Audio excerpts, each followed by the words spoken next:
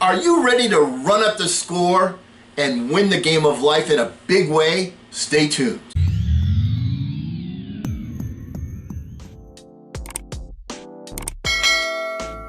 Hello again, everyone. I'm Eli's dad with Project Eli, where we educate, lead, and inspire. And the last time that we got together, we were going over some football terms that apply to being successful in the game, the big game, the Super Bowl, that we would call life.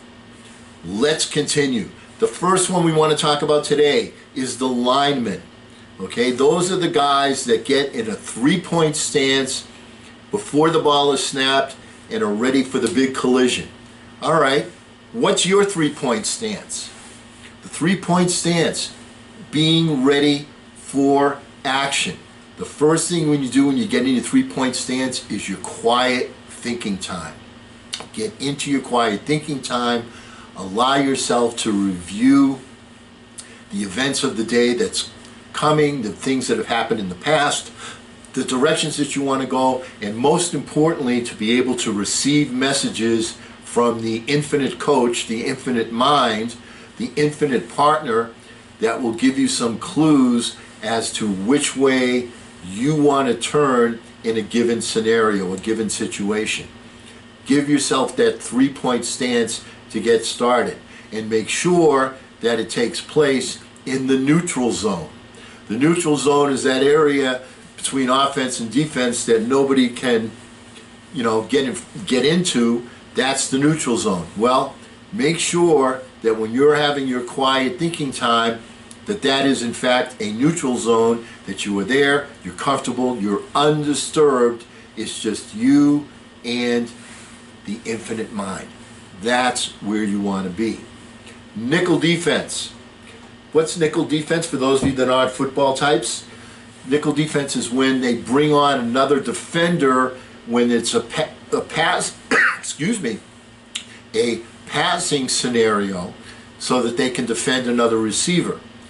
But in the business world, you have to take and examine your scenario. I mean, sometimes, as an example, I'll give the best example I have is when you have a parade and there are stores along the parade, and I see the stores closed, and they normally sell things that people want to buy.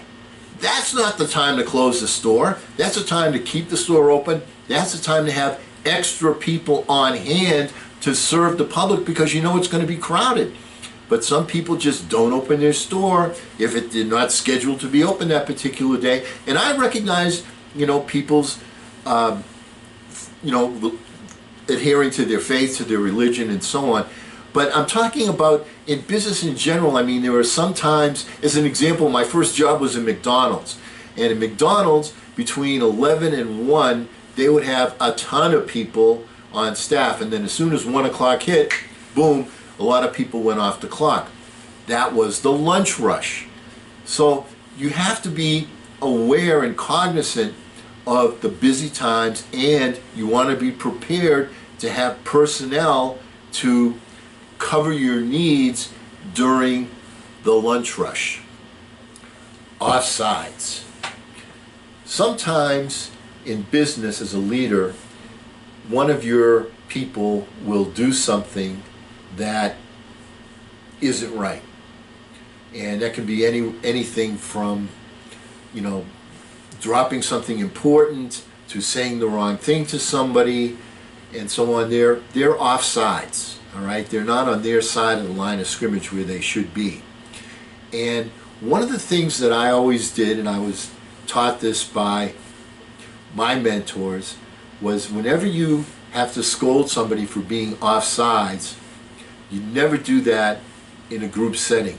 You always do that individually. So you call people into your office and you say, all right, we need to talk about something.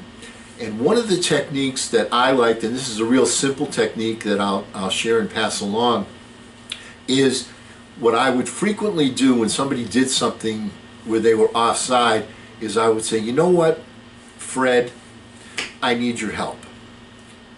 Here's what I want you to do. I want you to go sit in my chair behind the desk. Okay, and Fred would go sit behind the chair behind the desk, and I would say, here's the situation that came up. And then I would describe, without using his name, exactly what he did, why it was wrong, all right? And then say, now Fred, here's where I need your help. What would you say to that person, or how would you handle that particular situation? And when you do it that way, they're putting themselves in your shoes as the leader, looking out for the whole group. And you know what you're going to find? You're going to find that they will be more harsh in reaction than you would have been with them. I've seen that happen time after time after time. So when somebody is offsides, one of the things that you might want to do is sort of have a role reversal and explain what it was that they did, and they'll recognize it. I mean, they're not stupid. They'll recognize that you are talking about them, and you'll say, how would you handle that situation?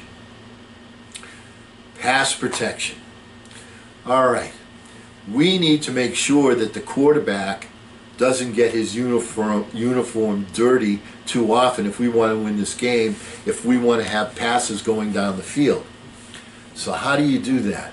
Well, in the car business, what they do is they'll have somebody, talk to the client, and then they'll have the closer come and try and close the prospect. Okay, I can understand that. That makes sense. But there are so many opportunities in business to do that. When you have somebody that's particularly good in a very sensitive area, you don't want to have them do everything from A to Z.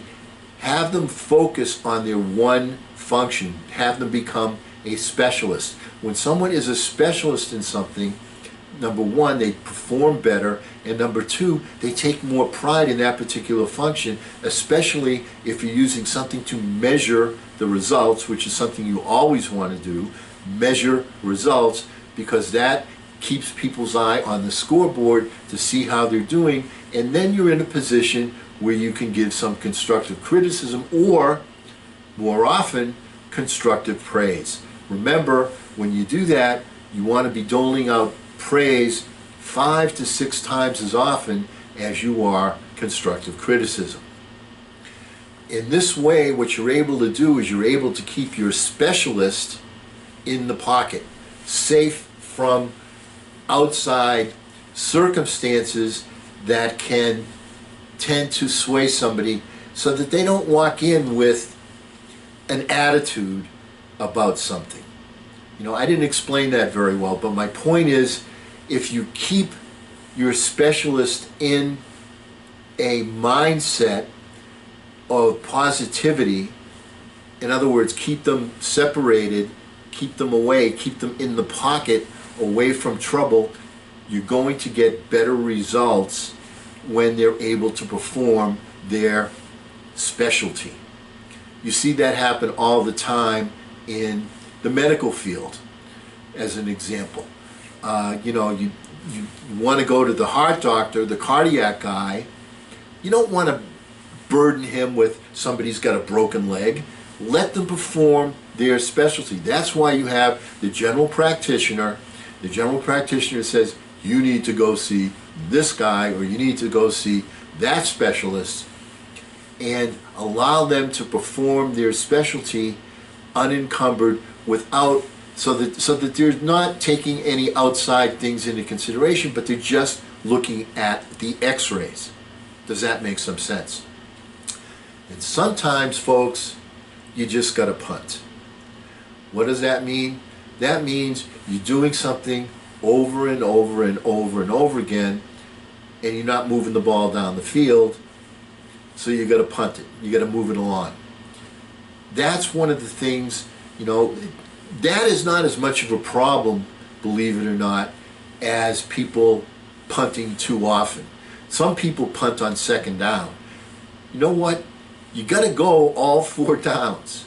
You got to give it the full effort. You got to give it the maximum before you decide you got to punt. But one of the things, and that old saying from Einstein, is about doing the same thing over and over again and not getting and expecting different results.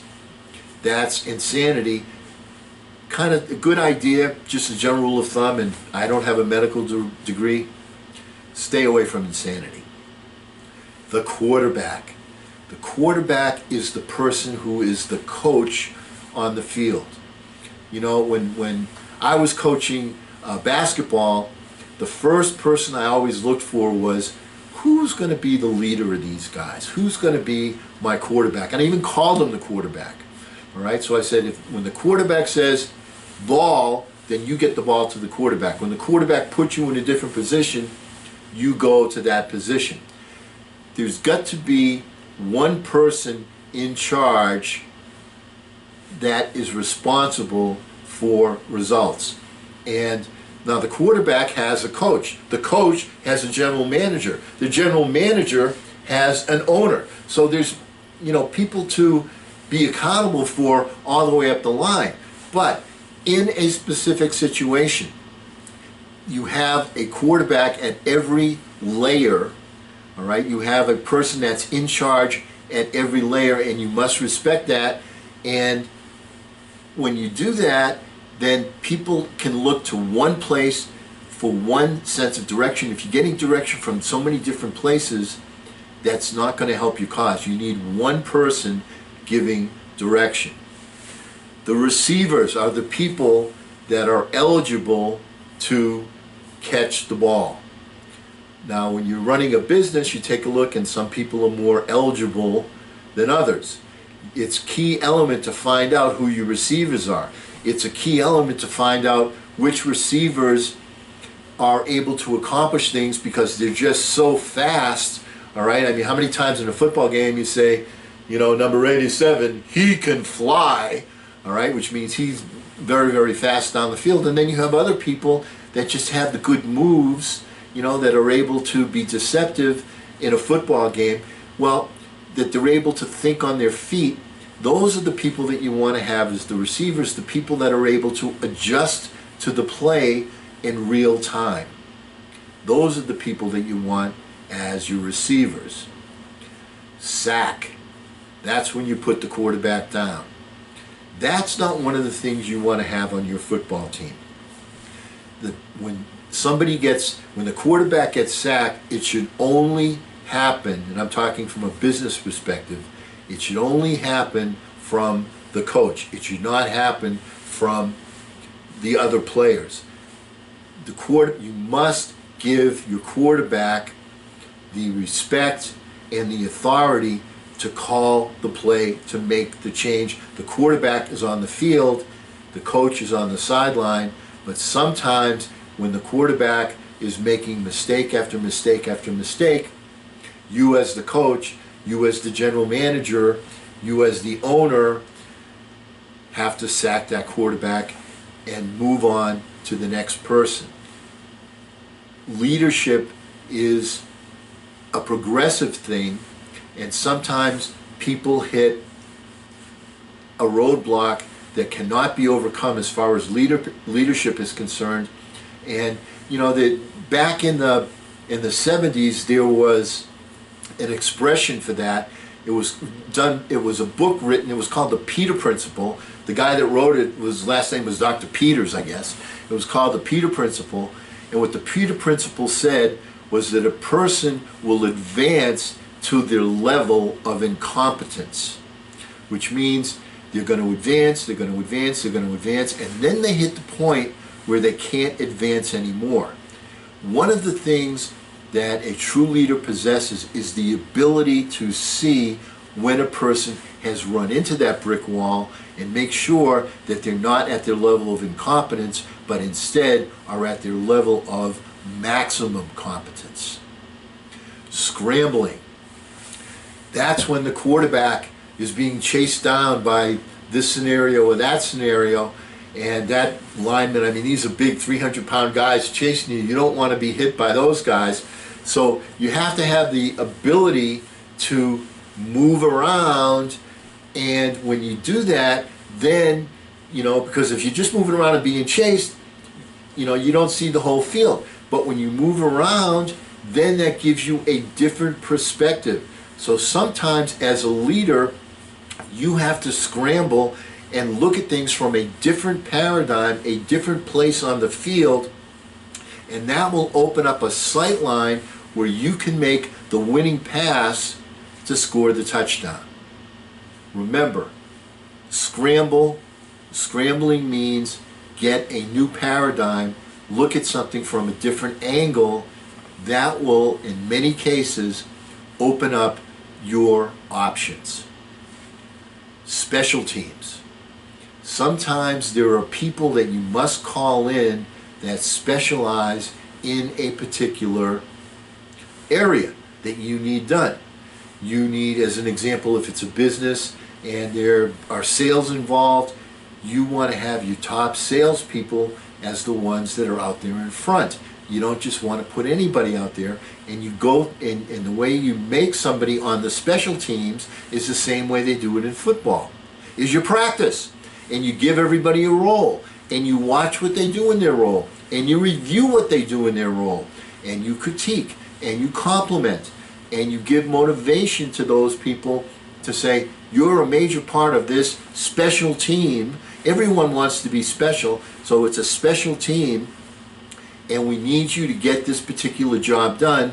As one of the more famous coaches likes to say, do your job. And when you do your job and trust the other people on the team to do their job, then that special team will be successful. Sometimes you just need to tackle. That is one of the basics.